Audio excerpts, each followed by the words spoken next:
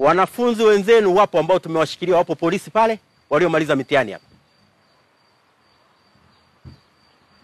Kwa sababu ya vurugu zilizokuwa zimejitokeza, zinazoenda kujitokeza walizozipanga, mamlaka ya shule iliamua hakuna kufanya mahafali. Wenzenu wakajiandaa kuchoma shule hii. Tunao polisi pale. Angalia akili za kijinga hizi ambazo sijawahi kuziona. Hao wazee wote waliosoma, mpaka mkuu wa jeshi la polisi nchini amesoma hapa, na viongozi wengine wakubwa wengi wa nchi hii, wangechoma hii shule. Mngesoma nyie hapa leo? Sasa ni hivi, nimekuja kuambia kila anayemaliza mtihani wake, kazi mbili tu.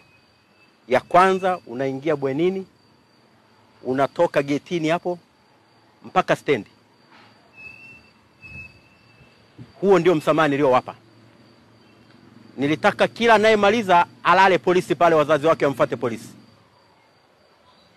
Lakini tusiende huko, wale wahalifu wapo pale. Na hakuna mahafali. Nenda kafanyie kwenu mahafali. Na nyumba kachome za kwenu. Majengo ya serikali waachie wanafunzi wa form 5 waendelee kusoma hapa. Wewe umekuwa kachome za kwenu huko kijijini kwenu. Mahafali nenda kafanye nyumbani kwenu na ndugu zako. Hatutaki kuona sura ya mtu aliyemaliza mtihani hapa. Mmenielewa? Mliomaliza form 6 mtihani wako wapi? Nyosheni mikono. Mmoja mmoja anatoka hapa.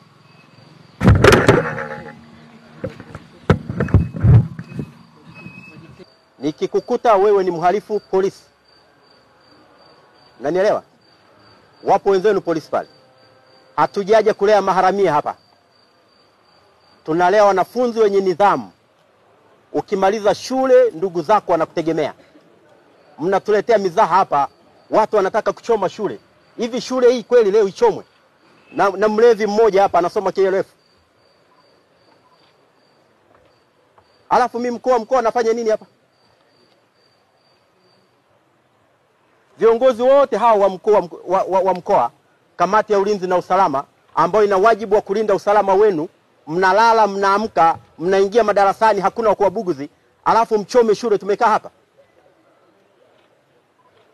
Unatembeaje form 6 umevua nguo, unafanya jogging? Eti tumenyimwa kufanya mahafali, tutaona na shule hii itachomwa. Nitaona mtaichomea wapi? Mkimaliza hapa mmoja mmoja, bwenini, toka getini hapo, stendi. Tusikukute hapa mjini hapa. Ukikutwa hapa wewe ni mzurulaji, mhalifu, polisi, asubuhi mahakamani. Na kesi ya kutaka kuchoma shule. Mnanielewa? Form 5 mnanisikia? Kuna wehu na wahuni wapo waliokuwa wamejiandaa kuchoma shule. Baadhi yao tumewakamata, tunao.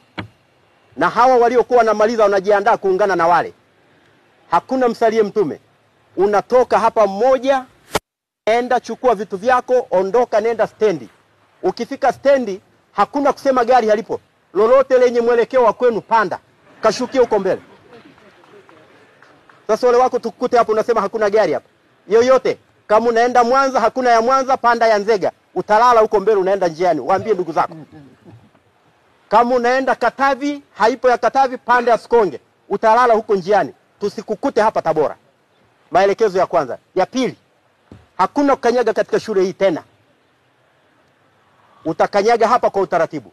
Waambieni na wenzenu ambao wameshaondoka.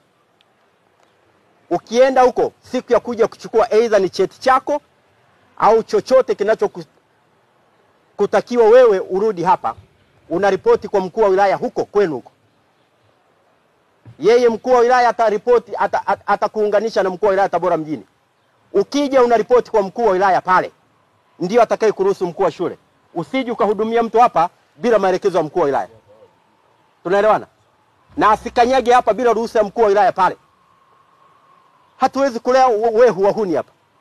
Tunajua tuna wanafunzi wema, vijana wazuri wamemaliza form 6. Alafu mnasema mnataka kuchoma shule.